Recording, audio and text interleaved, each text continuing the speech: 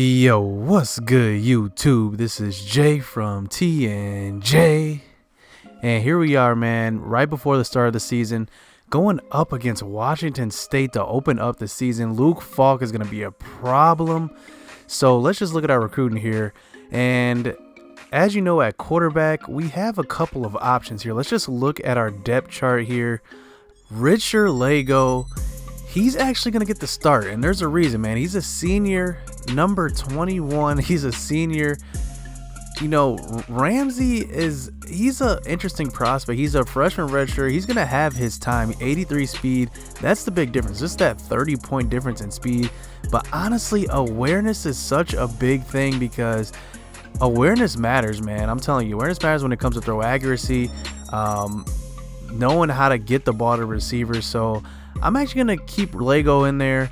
I want to see how he's going to do in that spot. So let's look at other holes, man. We have a huge hole at running back. We have Mike Majette here. He's fast, that's it. But his overall is so bad. None of these guys can break tackles. None of these guys have high carrying. So that's an issue we'll have to address in recruiting. Receiver, we're all right here, but we obviously want to get some good speed or something. I mean, we need some type of playmaker, and obviously at tight end as well. We know we have the #1 quarterback trying to come to our school. I mean, interesting. Out of all schools, he wants to come to our school, but I think he is from Michigan, so a neighboring state. Let's just offer him a scholarship right away. Let's offer that up. And let's give him points because, like I said, we're going to need to replace Lego. We don't know if this is going to be the guy, but right now, I mean, he looks pretty good as a quarterback. 81 overall right away, 91 throw power, which is a huge upgrade over who we have now. So let's just give him 500 points here. Let's just scout the rest of these guys. Actually, let's find out. Let's see, running back. Running back is a important position. Ooh, I like that. Right away, we find a pretty good running back here. 88 speed. Elusiveness, finally 80. Finally somebody that's up there.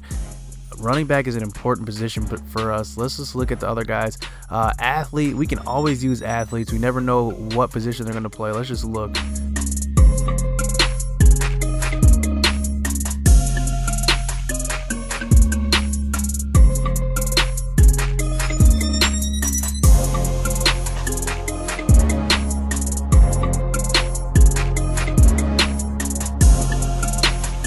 So as you can see, reordered some of this around. Bill Ray is still the #1 prospect here, 81 overall, #1 quarterback.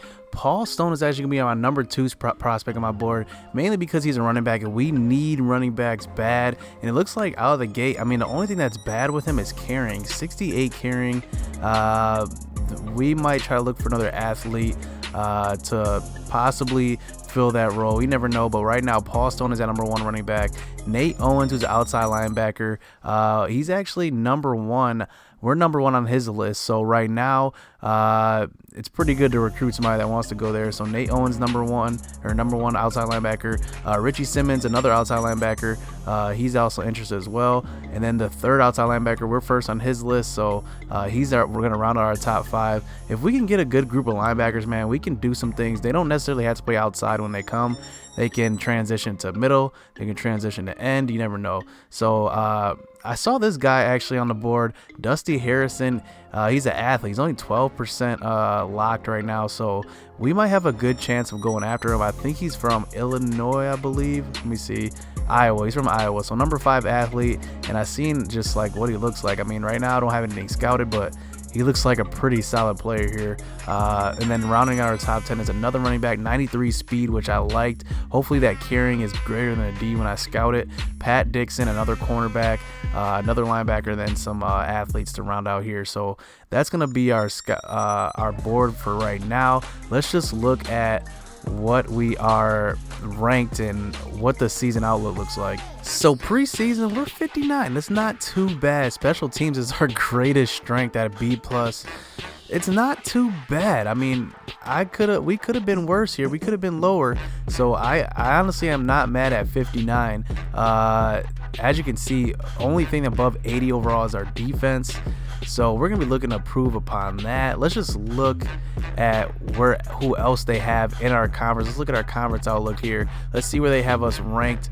So it looks like they have us ranked 4th in the leaders division behind Ohio State, Penn State, and Michigan, which isn't bad because we're above Michigan State. So they're actually projecting us to be better than Michigan State. So that's a good sign there. And then in the Legends division, they have the Badgers #1, Northwestern 2, Nebraska 3, Iowa, Minnesota, Illinois, and Rutgers. So, man, we have a tough schedule, like I said. But let's just get into this gameplay, man. Washington State. Are we on the road? I think we're on the road. Let's see. No, we're at home. So let's get it, man. Verse number 24, Washington State. Let's go. One thing I'm worried about going up against Luke Falk is that, man, he can throw the ball, and they have a spread system, so they just are going to attack me with this Heisman cheese, and right away getting hit with the cheese. Right, that was a sack. I don't know how he didn't go down in the pocket. And the thing about NCAA football is that, man, zone coverage doesn't really work too well. It works to keep plays in front of you, but if you really want to get interceptions, you got to play some man, maybe mix in a little bit of zone, but man is probably your best bet on defense. So let's go into this gameplay, man. Right away we give it the touchdown. Luke Falk, man, I'm telling you, just pinpoint accuracy all game long. And here I am trying to establish a run game, and you know, my jet is, if that's how you say his name, my jet, I'll figure it out. He actually has 80 acceleration, 91 speed, I believe. There we are, missing a wide open guy. Look at how horrible that throw was. But here's the thing, man. I can't really run the ball too well because that acceleration kills me. But at least I have Simi Cobbs Jr. getting the middle screen there, getting a nice gain there. So here we are, man. Lego is looking pretty good throughout the beginning of this game. I mean, he's making some bad throws, but for the most part, he's making good throws. But right there, he just doesn't have enough arm strength to make those deep throws and have good accuracy on those. So that time I throw a pick right to the defender, the safety there. So here I'm on defense, making a good play here. The safety is coming up. And one thing I was impressed with was Crawford and Ball at safeties. They played a really good game this game. They're making deflections, making tackles. And here I'm forcing Luke Falk. Where is my pass rush on that? He's getting the throw to the running back, checking it down here. So once again, checking it out to running back. So here we go. They're driving once again early in this game in the first quarter, and nothing changed. They get it to Martin there, and now they're inside the 15-yard line going in. Luke Falk's going to drop back to pass, have an open running lane, but we're going to close it really quick. We're going to gank. That took the whole team to take him down. So here he is, Luke Falk finding his receiver once again on a slant, and I think I might have to turn this running back ability down a little bit because they break about every tackle, but we do get to Luke Falk, so we do get them to settle for the field goal here. So 10-0 here to start the second quarter, trying to get some easy throws here, get one out to my playmaker tight end here, and once again giving the ball on the run up the middle. I can't get this run game going because that acceleration is really killing me. So I go for it on a 4th down, and he cannot get to the outside. So my jet just doesn't have the acceleration. I gotta start passing in this game because the run game is definitely not working. I don't have much speed behind him, and Luke Falk is a problem. So I gotta put up points in a hurry. And here he is giving the ball off to his running back there, Morrow, getting a nice little 15-yard gain. So Luke Falk finding his running back, Morrow, out of the backfield, and that was probably my fault. I probably had him in coverage. I had to break down tackling, man. And here we go, man. 17-0. What do we have to lose at this point? We have to make it rain. We have to get some points on the board. So here I'm just gonna let it air out. But here this pass rush is just overpowering. So here we are at a 4th and 7, dropping back, nobody to throw to. I mean, that pass rush was in there. So once again, they get the ball back. This is not a good sign here in this opener. Maybe I should have chosen an easier school to open up the season with, but I guess you gotta play with what you're dealt. So here we go, 3rd and 2. We almost have a chance to stop him in the backfield, but Morrow gets the first down. So Luke Falk throws a screen, and my cornerback straight up drops it. So they get another chance here on a 3rd and 6. Luke Falk's going to have all day to throw it over the middle. He's going to find his receiver for the touchdown, and just like that, 24-0. This is Indiana football. I'm telling you, Indiana does not win a lot of games. They sometimes get blown out. We're looking like Indiana, man. We don't want to look like the old Indiana. We want to look like the new Indiana. So we're going to be looking to spread this ball out, get some points on the board before half. And here we go. We find our guy. Harris is open. He burns the corner for the touchdown. And he got off the press coverage pretty well and just turned on the Jets. So we're finally on the board.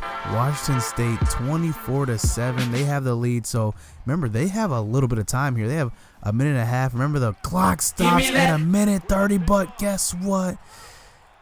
Higgins is there for the interception, bringing it back to the 25. So just like that, we might be able to put 14 points up on this board to end the half. Go into half with a 10-point deficit. And here in a 2nd and 10, trying to establish some type of run game because I got to keep them honest. So I run the screen here, and it looks like it's going to work, but their linebacker gets to me. So I do settle for the field goal here. So 24-10 going into halftime, showing a little sign of life at the end of half. So here we are finding our 3rd string receiver, our slot receiver there. Timian there across the middle. So here on a halfback screen, getting it to Majette. I need to get him involved in different ways, so I'm finding him there in the flat, giving it here to my fullback and getting the first down. So moving the ball down the field pretty nice here, man. I need to just get some easier throws here, but on a 3rd and 16, 3rd and 14, I throw it deep. Simi Cobbs Jr. can't handle that. The defender knocks it away, so they get the ball back. 3rd and 1 in their own territory, finding a guy open on the out route. So this man coverage isn't working. Look at that. As soon as I say the man coverage isn't working, we have an opportunity for a pick and we drop it. And just like that, man, they capitalize off it, finding their receiver for another out route. This out route that a verse man coverage is pretty much unstoppable. I mean, they are just moving the ball. And here they are running an option. They haven't run the ball much at all this game. And once again, they get a first down with Morrow. So here we are, man. We're trying to play some zone. We're trying to switch it up. And they find the open receiver in the zone. I mean, they are doing whatever they want. Morrow's getting the handoff. He only has 5 carries at that point, but that one gets in for the touchdown. So now we're down by 21 points. We have a hill to climb here, but we do have a whole 2 quarters left. Getting it to our playmaker, Hale there. He's also our kick returner and punt returner, getting a 25-yard gain. So here we are. Lego finds a receiver. That one was so close to being a pick, and I probably lucked out on that one. So on a 1st and goal, finding our guy over the middle for the slant. That one's going to be Tasir Mack, the freshman. And just like that, man, he gets his first touchdown of his college career. And we go down by 2 scores. I mean, it's only 2 scores. It's not too bad. And we're still in the 3rd quarter. Once again, throwing another questionable pass by Falk. But we do stop them on a 3rd down. So we do force them to punt. At least that interception we could have had in their territory, but I guess we get it back. Finding our guy Hale on the sideline, and Lego, I'm telling you, he just needed to warm up a little bit. I mean, his throw started to get more accurate. That time they just added some pressure, so I had to rush the throw. And once again, man, Falk is just forcing the ball into coverage, but that one is caught. That was like triple coverage over him. But Falk is finding his running back Morrow in the flat, and Morrow just straight up destroys 3 defenders on his way to a touchdown. Nobody can bring that man down, so back down by 3 scores here. Getting the ball to our running back. I'm telling you, I need to get him the ball in different ways. So this time I use his speed on the screen pass, get a nice 40-yard gain. But on a 3rd and 13, I take a sack here. So I settle for another field goal. So now we're down by 18 points. Early in this 4th quarter, 4 minutes left. But we do stop them on a screen here. So on a 3rd and 8, we have a chance to get the ball back. They throw it. And this time Crawford is going to get there, for the pick, and just like that, we have an opportunity to trim this lead down to 2 scores if we score here. So here we go, man. Let's see what he's got. Let's see what Lego's got, man. Rolling out to the right side. He's only got 50 speed, so that pass rush gets in quick. Finding his guy in the flat here once again and run out of bounds, man. We need to just save this clock, save our timeouts, because we're going to need them, and we get in for the touchdown. Harris, once again, Harris is having a big game. Deshaun Harris, and just like that, man, a 12-point lead. We need to go for 2 here. We actually roll out left with Lego, find the open receiver, gets in for the 2. So just like that, a 10-point lead with 3 minutes left. We do not choose to do the onside kick because we think we can stop them on defense, and that's what we do. 3 and out, get the ball back. So Lego has a chance to be a hero here. The senior, show what he's got, rolling out right with that 53 speed, getting out of bounds there. So on a 4th and 2, it actually comes down to a 4th and 2 here. I actually find my guy Harris once again. Harris is just abusing the corners today. And here on a 2nd and 10, finding Mac over the middle. So we're in field goal range, but we're trying to get the touchdown here. So we drop back, finding Simi Cobbs. They couldn't hold him down for long. Our playmaker receiver. And just like that, this is only a 3-point game with the onside kick ensuing. And they recover the onside kick. And as you can see, no timeouts.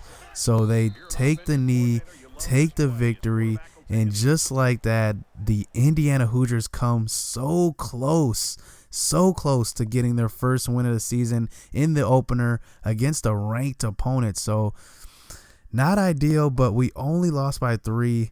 Our defense really needs to shape it up a little bit. As you can see, Harris had a big game, 2 touchdowns, over 100 yards receiving. But Ball, man, Ball is a beast. He was in on every tackle, had a half sack, had 2 pass breakups. We got some work to do, man. Hit subscribe, hit that like button. We'll be back for the next episode, going up against Lamar Jackson in Louisville.